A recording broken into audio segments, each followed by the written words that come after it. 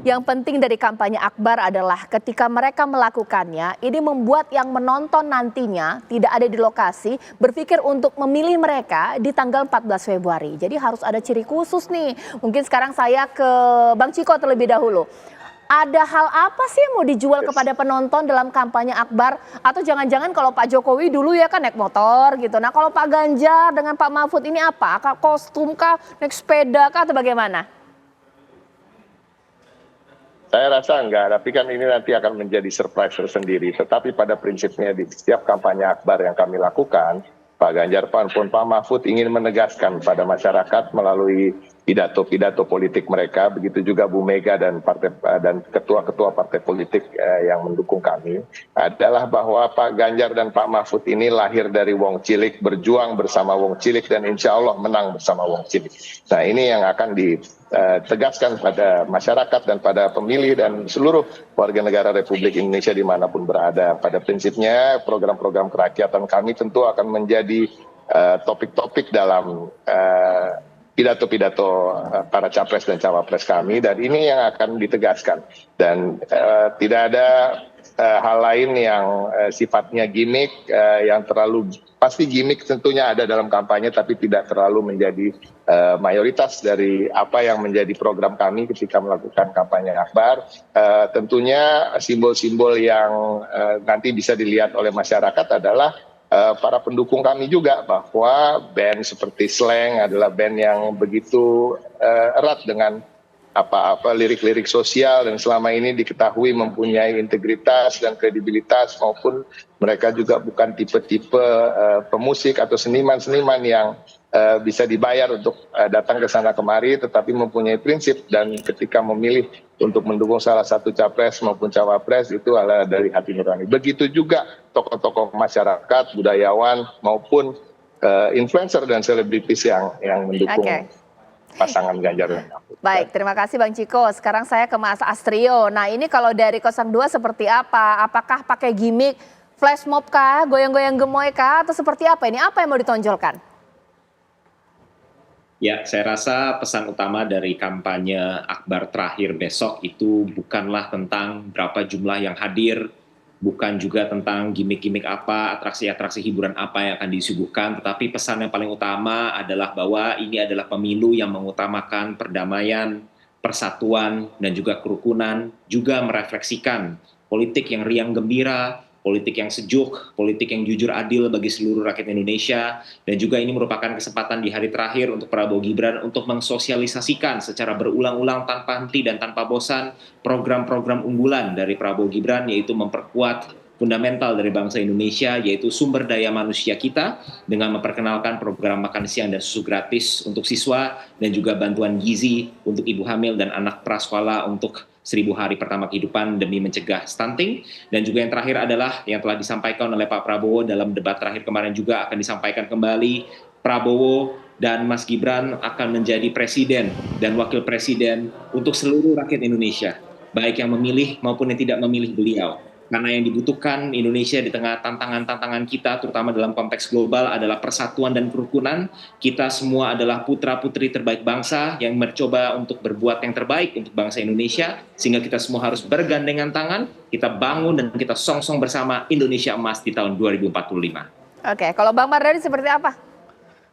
Ya, Mas Anies selalu bilang ini bukan tentang Anies, bukan tentang Muhaimin, bukan tentang partai, bukan tentang timnas, ini tentang rakyat Indonesia. Pesannya satu, adil, makmur untuk semua. Keadilan tidak terwujud kecuali ada kemakmuran, ada pemerataan, dan itu yang selalu disampaikan berulang-ulang oleh Mas Anies Baswedan.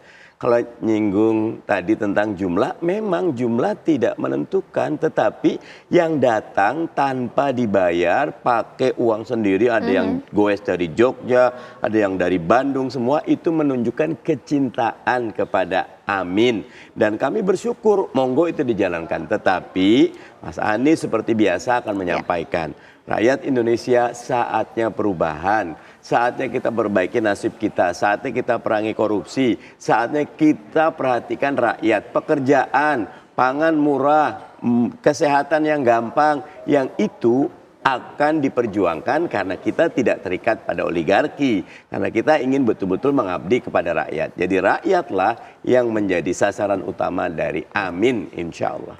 Oke, nah sekarang terakhir 1 menit saja mungkin Mas Adi Pray. Supaya masyarakat tidak bingung ini, karena kan ini kan di waktu yang bersamaan ini melihat kampanye. Supaya nggak bingung menentukan pilihan dari kampanye akbar ini. Saya kira memang harus ada angle dalam kampanye besok ya. Misalnya Anies Baswedan yang ditonjolkan tentu aspek militansi. Jadi per malam ini pasti akan diekspos oleh Pak Mardhani dan kawan-kawan betapa pendukung Amin ini datang tanpa dibayar sekalipun dipersulit dari berbagai daerah, dia kemudian datang dengan sukarela. Pasti itu eksposnya.